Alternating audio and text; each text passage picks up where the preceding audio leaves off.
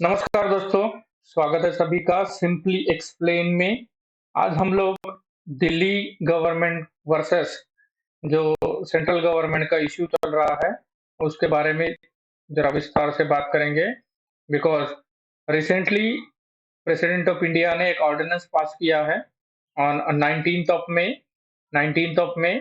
तो उस ऑर्डिनेंस की वजह से जो एडमिनिस्ट्रेटिव सर्विसेज या सिविल सर्विसेज है, वो इन दोनों के बीच में मतलब Delhi government and central government via LG, इन दोनों के बीच में एक टसल चल रहा है। तो who is going to control the service? उसके लिए ये आर्टिकल एग्जैक्टली अप्रोप्रिएट आया हुआ है। So let's get started with this article. थोड़ा जूम कर लेता हूँ so that we can get an clear idea. Okay, so issue क्या है? पहले इशू ये है कि there was an act actually, GNCTD act. Okay, can you see it? GNCTD act, उसका मतलब है government of national capital territory of Delhi act 1991। उसको अमेंड किया गया है मई 19 के ऑर्डिनेंस से, मई 19 के ऑर्डिनेंस से, which is promulgated by the president of India. अब ये ऑर्डिनेंस क्यों प्रोमulgate किया गया है? इसकी वजह से जो सर्विसेज है, एज आई टोल्ड यू, खास करके administrative services and civil services, ये दिल्ली गवर्नमेंट के जुरिस्डिक्शन से निकाल दिए गए हैं। तो एग्जैक्टली ये ऑर्डिनेंस उसके लिए पास हुआ है एंड द उसका ही एनालिसिस हम लोग नीचे वाले सेक्शन में करने वाले हैं। क्योंकि मई 11 2023 एक लैंडमार्क जजमेंट सुप्रीम कोर्ट ने पास किया था regarding the same issue. The issue was the Delhi government Delhi government versus a central government. So who is going to control the services? तो उस जजमेंट में या उस लैंडमार्क जजमेंट में सुप्रीम कोर्ट ने बताया था कि the services are being there with the Delhi government, मतलब सर्विसेज का जो कंट्रोल रहेगा वो दिल्ली गवर्नमेंट के पास में ही रहेगा। उसके पीछे एक लॉजिक बताया था सुप्रीम कोर्ट ने कि अगर सर्विसेज किसी भी गवर्नमेंट को अगर अपनी पॉलिसीज को इम्प्लीमेंट करना है या उनका जो भी विजन है उसको एक्चुअलाइज करना है, तो उनको सर्विसेज का हेल्प बहुत इंपॉर्टेंट है। और अगर सर्विसेज पे अगर गवर्नमेंट का कंट्रोल नहीं रहेगा, then that is not going to be a constitutional government. और उसके अलावा जो आर्टिकल 239 ए जो है, उसका जो बेसिक फिलॉसफी था, वो फिलॉसफी एक्चुअलाइज करना, मतलब बेसिक जो आर्टिकल 239 ए का बेसिक एम यही था कि जिसकी वजह से स्पेशल कॉन्स्टिट्यूशनल स्टेटस दिया गया है दिल्ली गवर्नमेंट को, कि they should have control over the services. ये सुप्रीम कोर्ट का ऑब्जर्वेशन था मई 11 की जो लैंडमार्क जजमेंट था, और उसी को नलीफाई किया है मई 19 के ऑर्डिनेंस ने, जो प्रेसिडेंट ने प्रोमulgate किया है। थोड़ा सा 239 ए के बारे में जान लेते हैं। This article has been inserted by 69th constitutional amendment। 69th constitutional amendment से ये आर्टिकल इंट्रोड्यूस किया गया है, और 1991 का ये 69 कॉन्स्टिट्यूशनल अमेंडमेंट है, जिसकी वजह से अ, दिल्ली को एक स्पेशल स्टेटस का दर्जा दिया गया है, जैसे कि हम लोगों ने इधर देखा था। इसके अलावा अगर देखा जाए थोड़ा सा फैक्ट इसके बारे में, तो 1987 में जो एस बालाकृष्णन कमेटी था, उसी का रिकमेंडेशन था कि दिल्ली को एक स्पेशल स्टेटस दिया जाए, and that's why they introduce 239 ए। अब एग्जैक्टली इशू कहाँ पे स्टार्ट होता है? तो इश्यू स्टार्ट होने से पहले ये चेक करना है, ये जो ऑर्डिनेंस प्रेसिडेंट ने पास किया है, वो ऑर्डिनेंस क्या नलीफाई कर सकता है सुप्रीम कोर्ट की डिसीजन को?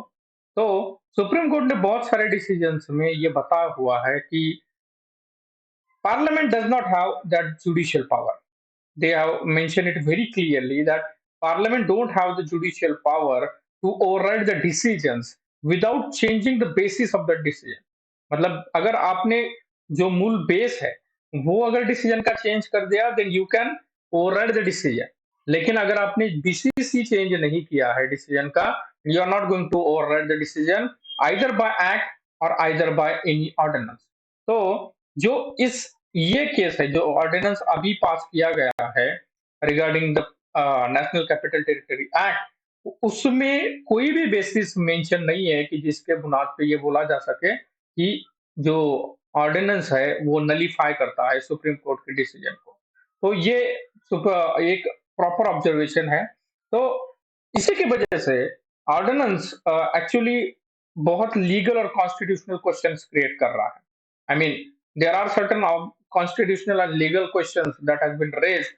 So, what are those constitutional and legal questions that we are going to discuss? Okay, so इधर आर्टिकल 239 AA 3A का भी रेफरेंस दिया गया है, जहाँ पे ये बताया गया है कि state government, the Delhi legislative assembly shall have the power to make the laws with respect to any matters enumerated in the state list. Okay, remember this. Article 239A 3A के तहत दिल्ली गवर्नमेंट को स्टेट लिस्ट से किसी भी subject पे law करने की power रहती है, एक्सेप्ट ये तीन याद रखना है: police, public order and land. Since the executive power are coextensive with the legislative power, the government of NCDT, that is national capital territory of Delhi, gets all the powers to deal with the services. मतलब executive power coextensive है legislative power के कोएक्सटेंसिव है legislative power की तरह, तो Delhi government को पूरे services को डील करने की पावर मिलती है। This position was reaffirm in 2018 and जो उसको और फिर से रीअफर्म किया है जो मई 11 का कॉन्स्टिट्यूशनल डिसीजन आया है सुप्रीम कोर्ट का। लेकिन उसके अलावा अगर देखा जाए तो section 3A of the new GNCTD act जो है, उसमें क्या मेंशन है, जो अभी ऑर्डिनेंस के तरह जो नया एक्ट आया हुआ है उसमें क्या मेंशन है कि legislative assembly shall not have the power to make the laws with respect to any matter that has been enumerated in entry 41 which means the service. मतलब स्टेट लिस्ट में जो एंट्री 41 है that is called as services, उसको उसकी जो power है वो legislative assembly यानी दिल्ली गवर्नमेंट के पास नहीं रहेगी। They cannot make the laws related with the entry 41। These words clearly indicate that this section seeks to nullify the judgment of the Supreme Court.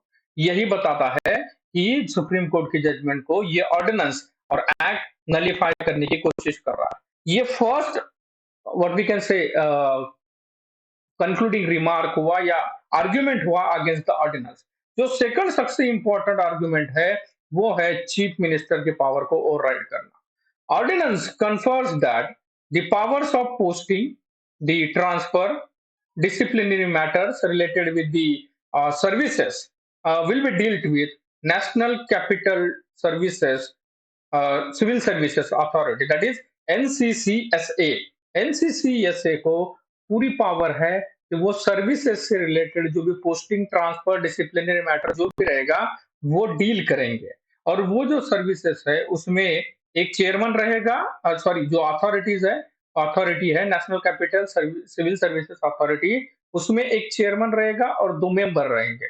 लेकिन जो चेयरमैन है वो चीफ मिनिस्टर रहेंगे और जो 2 मेंबर्स है वो चीफ सेक्रेटरी और home secretary. Remember, these two secretaries, chief secretary and home secretary, are appointed by the central government. Now tell me, chief minister Delhi government को रिप्रेजेंट कर रहे हैं, 2 सेक्रेटरी सेंट्रल गवर्नमेंट को रिप्रेजेंट कर रहे हैं। और इश्यू यहीं पे खत्म नहीं होता, इश्यू और जाके आगे इफ यू कैन सी कि जो डिसीजन होगा वो फाइनल डिसीजन मेजॉरिटी से लिया जाएगा।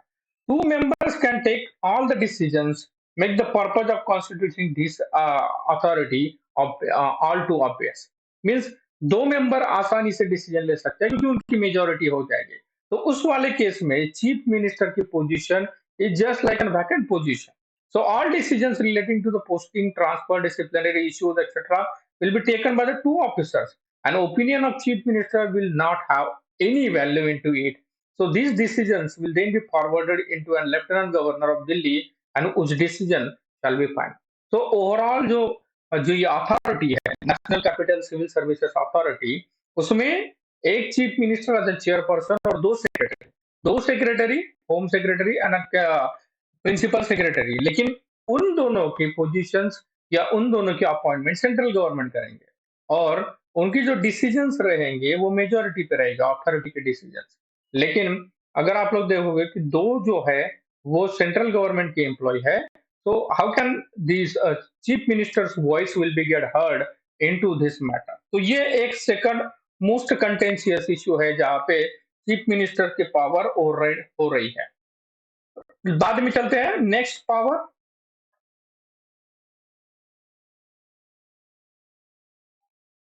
Other key provisions, another curious that if secretary of the council of ministers, ये एक important है, काउंसिल ऑफ मिनिस्टर का जो सेक्रेटरी है उसको अगर लगता है कि कैबिनेट की डिसीजन एज पर लॉ या as per rule of the procedure नहीं है, तो वो ये नोटिस करके देगा लेफ्टिनेंट गवर्नर को कि ये जो डिसीजन हुई है कैबिनेट की वो लॉ के तहत नहीं है। Means secretary has the power to review the cabinet decision.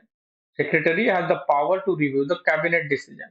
He can then act on such opinion by referring it to the lieutenant governor who can resign the cabinet decision. मतलब final decision authorities lieutenant governor रहेंगे इस case में।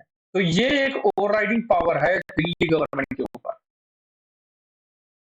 Yet another provisions जो 45J4 का है जिसमें कहा गया था कि असेंबली का जो समॉन या बुलाना या असेंबली डिसॉल्व करना या प्रोरोग करना, इनकी जो अथॉरिटी थी वो पुराने वाले इसमें कैबिनेट के डिपेंड करती थी। मतलब cabinet can take a decision to whether convene a session और प्रोरोग अ सेशन, लेकिन इस केस में एक्चुअल में it has to go through the chief secretary.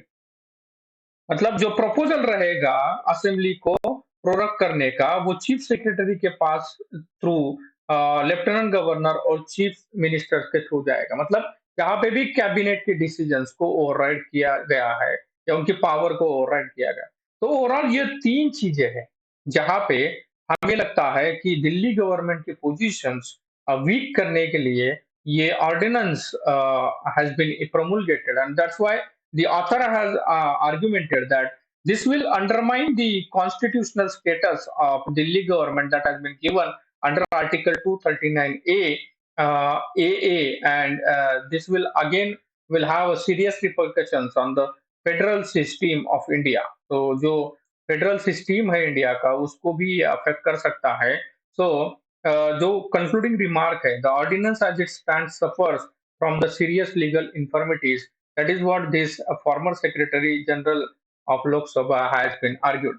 So इसे हम लोगों को पॉलिटी के नजरिए से देखना है क्योंकि यहाँ पे फेडरलिज्म का इश्यू आता है, स्पेशल स्टेटस ऑफ दिल्ली का इश्यू आता है, the overriding power of lieutenant governor and the status special status of Delhi is been under the question. So I hope ये वीडियो आपको इंफॉर्मेटिव लगा होगा, आपके प्रिपरेशन में आपको हेल्प करेगा।